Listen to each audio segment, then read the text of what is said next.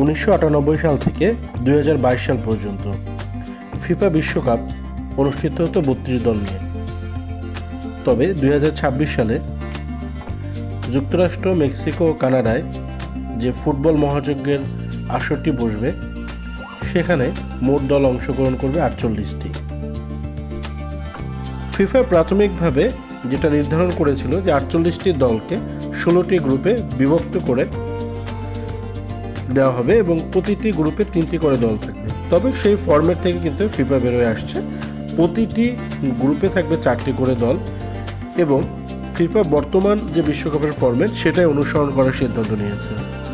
ক্ষেত্রে একটা বড় পরিবর্তন আসবে। বর্তমান বিশ্বকাপের যে ফরম্যাট তাতে টোটাল ম্যাচের সংখ্যা 64টা, মূল পরিকল্পনা ছিল 80টা ম্যাচ রাখার, তবে সেটাও হচ্ছে না। আর এখানে যে বিষয়টি দেখা যাচ্ছে, টোটাল ম্যাচের সংখ্যা কিন্তু দাঁড়াবে 104টি। ফিফা যে ফরম্যাট দিয়েছে সেই ফরম্যাট অনুযায়ী পয়েন্ট তালিকার শীর্ষ 2 দল সরাসরি যাবে শেষ 32-এ। সেখানে তাদের সঙ্গী হবে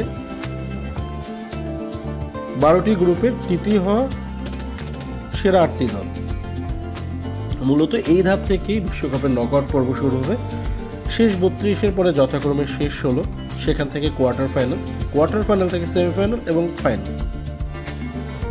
বর্তমানে ফিফা ওয়ার্ল্ড কাপে যে ফরম্যাট আছে সেই ফরম্যাট অনুযায়ী একটি দল সর্বোচ্চ 7টি ম্যাচ খেলতে পারত।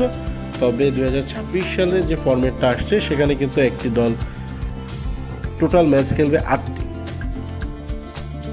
ফুটবল প্রেমীদের জন্য অবশ্যই এই ফরম্যাটটা বা 48 দলের বিশ্বকাপটা ভালোই হবে বলা যায়, কারণ বিভিন্ন মহাদেশ থেকে দল বাড়বে, ঠিক তেমনিভাবে সমর্থক বাড়বে, ফুটবলের যে বিনোদন সেটা আরও বাড়বে বলেই আশা করা যায়।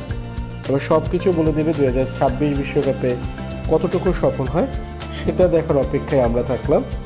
আজকের মতো এতটুকুই। সঙ্গে থাকার জন্য ধন্যবাদ। ভালো থাকবেন, সঙ্গে থাকবেন। আসসালামু আলাইকুম।